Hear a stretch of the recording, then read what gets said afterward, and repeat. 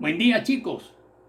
El día de hoy el tema a tratar es sobre los diferentes ciclos de la materia. No olvidemos que hay ciclos muy importantes que contribuyen a la vida en nuestro planeta. Tales ciclos son pues el ciclo del carbono, el ciclo del nitrógeno, el ciclo del agua y el ciclo del oxígeno, ¿no? Son uno de los 4 importantes ciclos que se producen en la Tierra.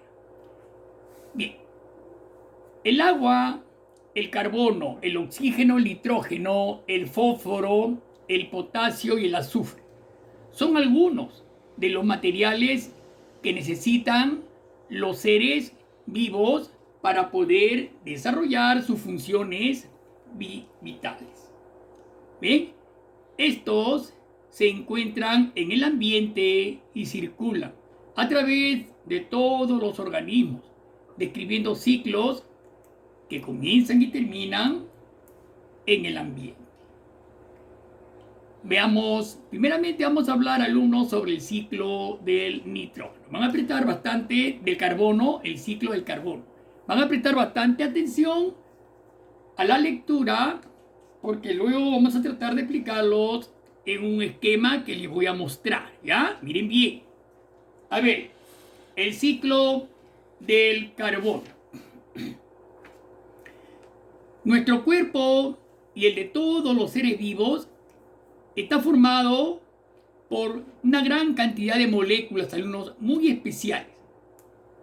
Son las moléculas orgánicas, ¿ya? Que tienen en su composición átomos de carbono. Alumnos, toda molécula orgánica contiene átomos de carbono. Y ustedes dirán, las moléculas orgánicas, ¿qué organismos componen?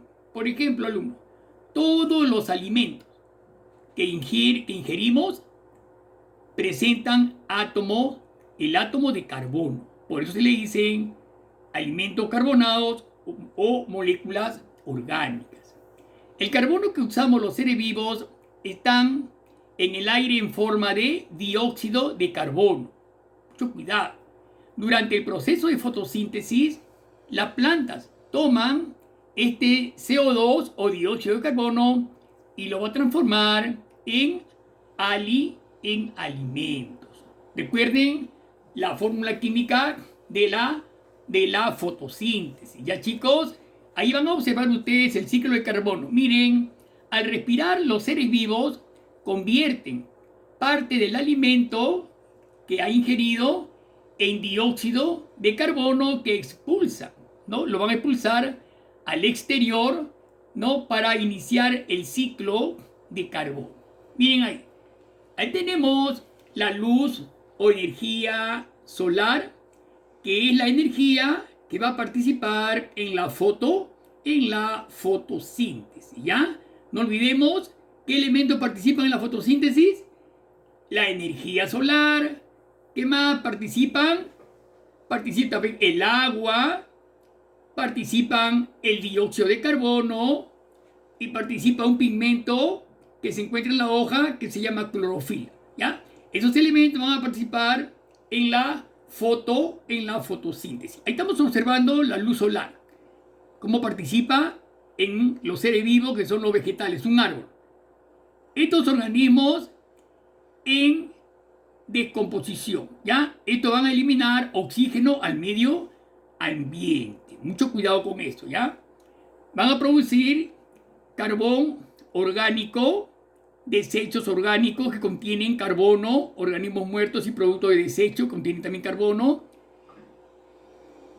Luego vamos a observar la respiración de las raíces, las fábricas que también eliminan como producto de desecho el dióxido de carbono, emisiones de vehículos y fábricas que se elimina dióxido de carbono, y el ciclo del carbono, del dióxido de carbono, se va a completar en el medio ambiente. Entonces, el ciclo del carbono es un ciclo cerrado, un ciclo hidrogeoquímico. ¿Ya, chicos? Mucho cuidado entonces con eso. ¿Bien? Bien, entonces miren bien ahí el dibujo, ¿ya? Nuestro cuerpo, miren bien, claro. Nuestro cuerpo y el de todos los seres vivos, miren, el vegetal es un ser vivo, está formado por moléculas muy especiales, que son las moléculas orgánicas, que tienen en su composición átomos de carbono.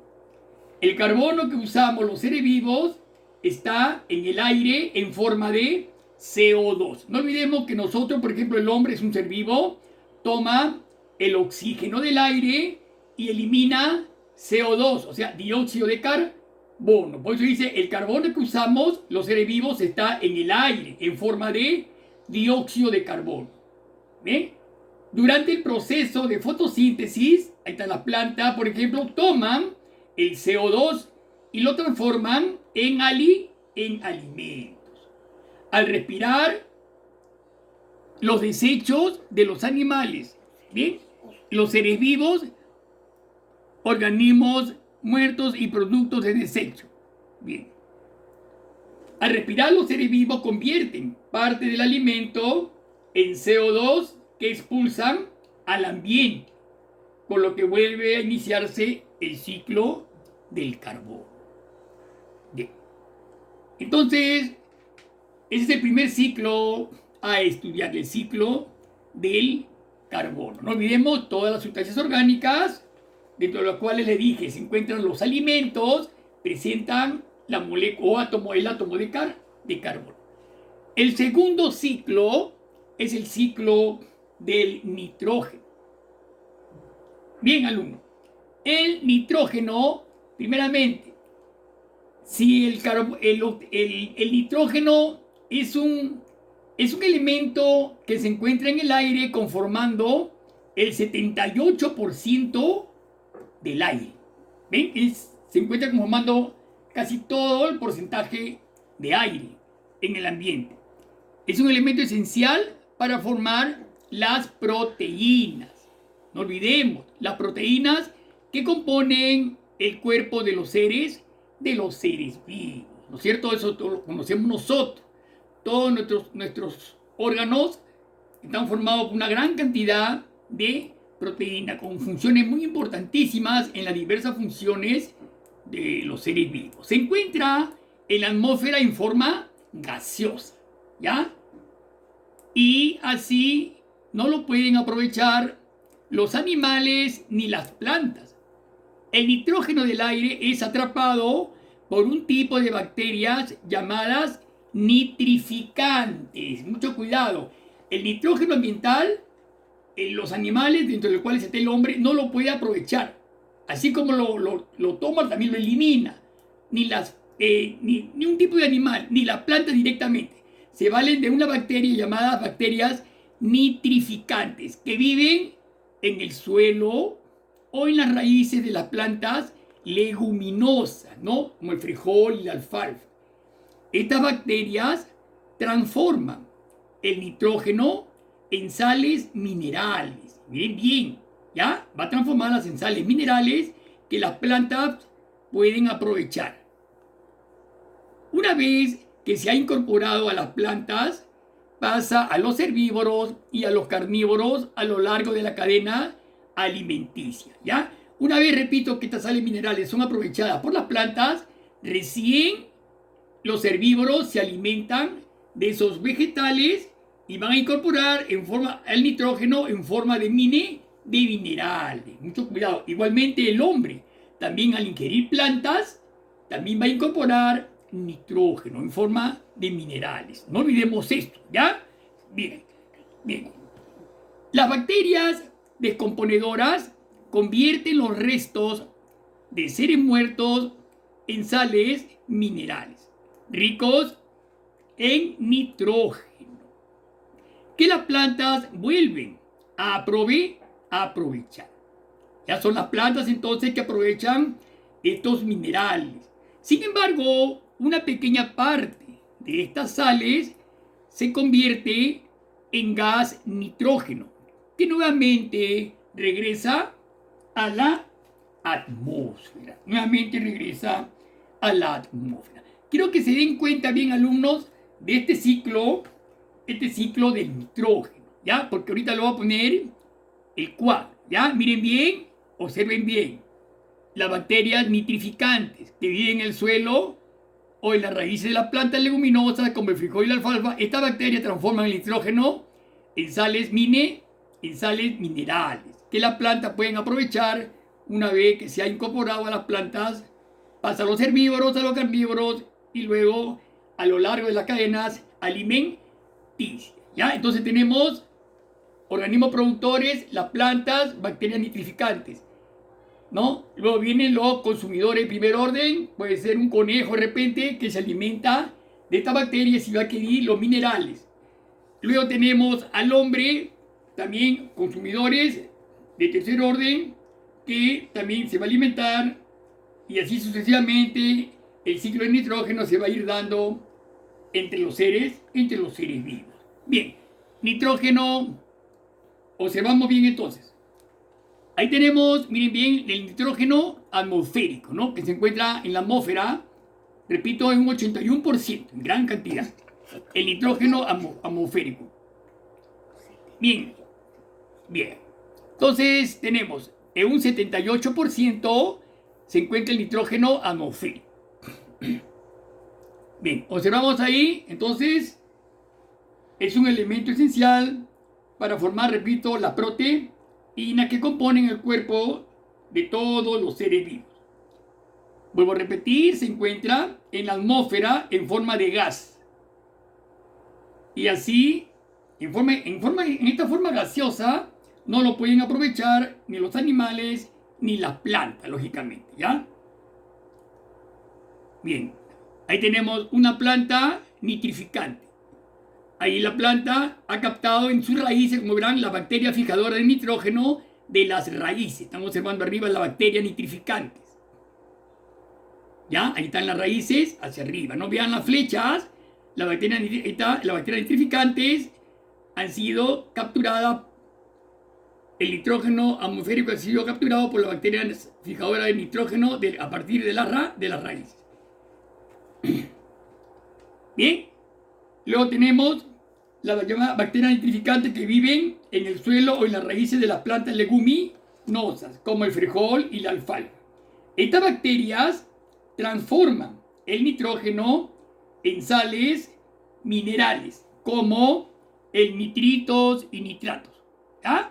Ahí están nitritos, nitratos. Esas son sales minerales que las plantas pueden aprovechar. Bien.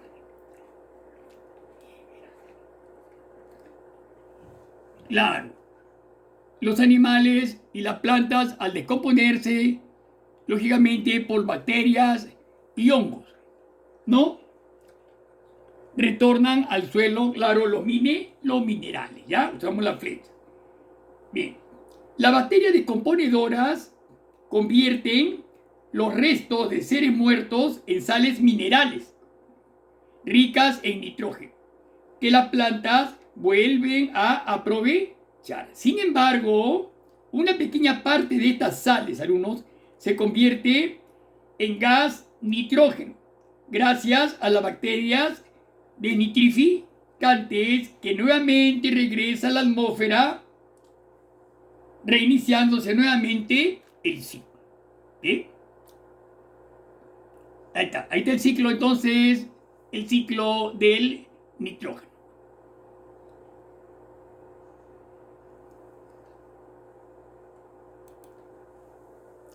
Pasamos al tercer ciclo. El tercer ciclo, el ciclo del agua. Bien, empezamos entonces. El ciclo hidrológico o ciclo del agua es el proceso de circulación del agua entre los distintos compartimentos que forman la hidrosfera. Cuando digo compartimentos, me estoy refiriendo a toda la parte líquida que se encuentra en la Tierra. Océanos, lagos, mares, ríos, aguas subterráneas. Todos esos son los distintos compartimentos, que le digo, que forman la hidrosfera. Hay que considerar que el agua solo se traslada de unos lugares a otros o cambia de estado físico, ¿no? Puesto que en la Tierra hay agua en estado sólido, como los polos, los glaciares, en estado líquido, mares, océanos, lagos, ríos, y en estado gaseoso, y en estado sólido y en estado líquido. El estado gaseoso se encuentra formando el agua, formando las nubes, etc. ¿Ya? Entonces, el agua de la Tierra se encuentra en su mayor parte en forma líquida. Todos conocemos eso, puesto que las 3/4 partes de la Tierra están formados por agua marina, ¿no es cierto? Por mar. Bien, chicos. Entonces, el agua existe en la Tierra en sus 3 estados. Como ya todos saben, sólido, líquido y gaseoso. El agua de la superficie se evapora. Ya todos conocemos eso. El agua de la superficie va a formar nubes y se va a evaporar. El agua de las nubes precipita, sabemos eso, en forma de lluvia. La lluvia se filtra por la tierra, etc. Sin embargo, la cantidad total, alumno, de agua en el planeta no va a cambiar. ¿Ya? Todo lo que sube va a bajar. Por eso que se le dice ciclo hidrológico del agua. La circulación y conservación de agua en la Tierra se llama ciclo hidrológico, o también llamado ciclo del agua. ¿Ok? Bien, chicos. Entonces, el ciclo hidrológico comienza con la evaporación del agua desde la superficie. Mucho cuidado, ¿ya? Empecemos entonces. Se inicia desde la superficie. A medida que se eleva, el aire humedecido se enfría y el vapor se transforma en agua.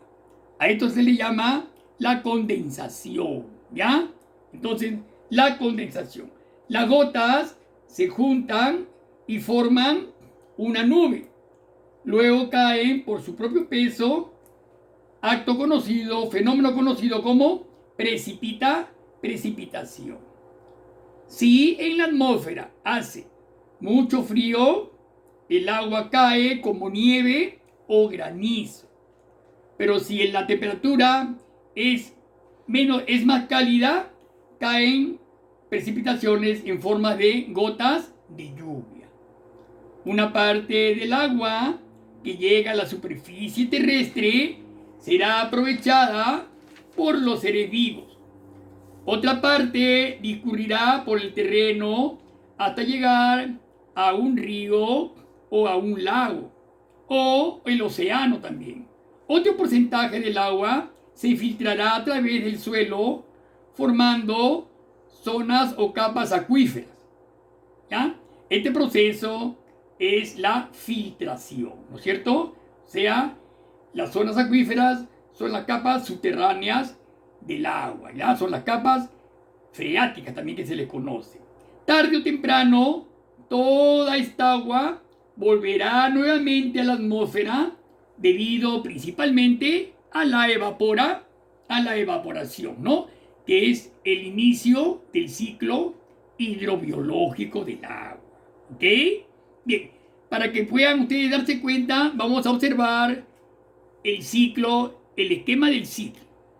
Bien, chicos, ahí está. La superficie, el agua de los mares, ¿no? Los ríos, el agua se evapora, asciende hacia las alturas y se forman las nubes. Las nubes se condensan por las temperaturas bajísimas de la atmósfera y precipitan en forma de lluvias. Cuando esta temperatura es bajo menos 0 grados centígrados, bastante inferiores, precipitan en forma de nieve, de granizo, ¿no? Ya sustancias sólidas por la temperatura bajísima que existe en las alturas, ¿no es cierto? Bien. Claro, en la sierra, como ocurre en la sierra, en parte de serranía, ¿no? Que las temperaturas son bajísimas. El agua precipita y va a formar, vean, ríos, ¿no? Infiltración de las aguas, en las atmósferas el agua filtra, y forma los ríos, forma océanos, ¿no? Precipita. Es muy importante, alumno, que ustedes conozcan los cambios de estado físicos del agua, ¿no? Todos sabemos que el agua, para pasar de estado sólido a líquido, ¿no? Por ejemplo, el hielo sólido, que es el hielo, a líquido, agua, se le denomina fusión, estado de fusión, de sólido a líquido.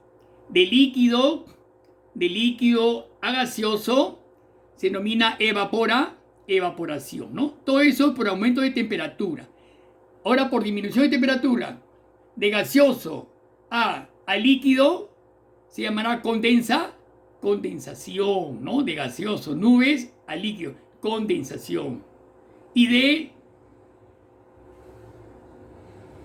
líquido a sólido se llamará solidificación, ¿no? Hay otro estado muy interesante que es el estado de sublimación, ¿no? Que es el paso del agua del estado sólido a gaseoso, ¿no es cierto? Bueno, bien, entonces ese sería pues el ciclo del agua. Bien. Algunas fases del ciclo hidrológico, como ya lo hemos dicho, la evaporación, que acabamos de decirle, es cuando el agua se evapora en las superficies oceánicas, ¿no? Ahí se llama la evaporación.